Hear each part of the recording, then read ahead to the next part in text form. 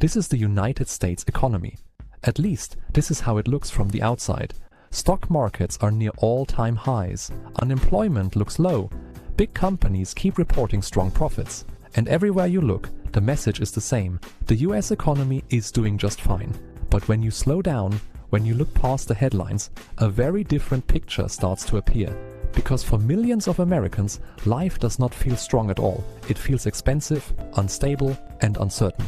So the real question is this: why does the US economy look strong, but isn't? To answer that, we need to look at what the numbers don't show. First, let's talk about jobs. Yes, unemployment is low, but that doesn't mean people are doing well. Many Americans are working more hours than ever before. Some are working 2 jobs. Others are doing gig work on top of full-time work. The jobs exist, but many of them pay less, offer fewer benefits, and provide no long-term security. So employment looks strong, but stability is weak. Next, wages. Wages have gone up, but prices have gone up faster.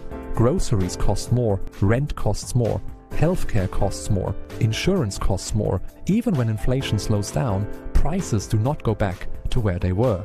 So people are the ones adjusting. They buy less, they save less, they rely more on credit, which brings us to debt. The US economy runs on debt. Household debt, corporate debt, government debt. Credit cards are being used to cover basic expenses. Student loans are restarting, auto loans are getting more expensive. For a long time, this wasn't a problem because borrowing was cheap, interest rates were low, money was easy. But that changed. When inflation surged, interest rates rose quickly. That helped slow inflation, but it also made debt much more expensive.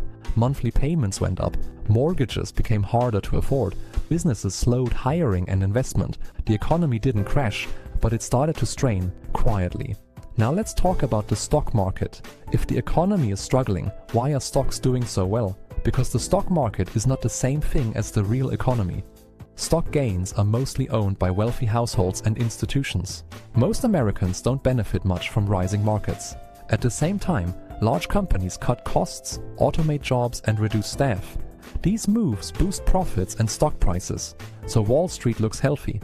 While everyday life feels harder, housing makes this even clearer. Home prices are still high, mortgage rates are high, rent keeps rising. Many people are locked out of buying homes, others are stuck renting with little chance to save. Housing used to help people build wealth, now it drains it. And when housing becomes unaffordable, everything else gets harder. The US economy depends heavily on consumer spending, but consumers are running out of room. Savings from the pandemic are mostly gone. Credit card balances are rising. More people are falling behind on payments. People are still spending, but more of that spending is borrowed. That's not strength, that's pressure being delayed. So why hasn't the system broken? Because the US still has major advantages. The dollar is the world's main currency. Global investors still buy US debt. America has deep financial markets and massive economic influence. These things buy time, but time is not the same as safety. The real risk isn't a sudden collapse, it's slow decline.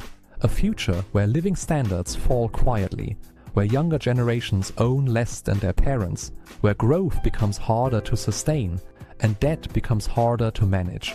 The economy doesn't fail all at once. It weakens slowly, until one shock exposes everything underneath.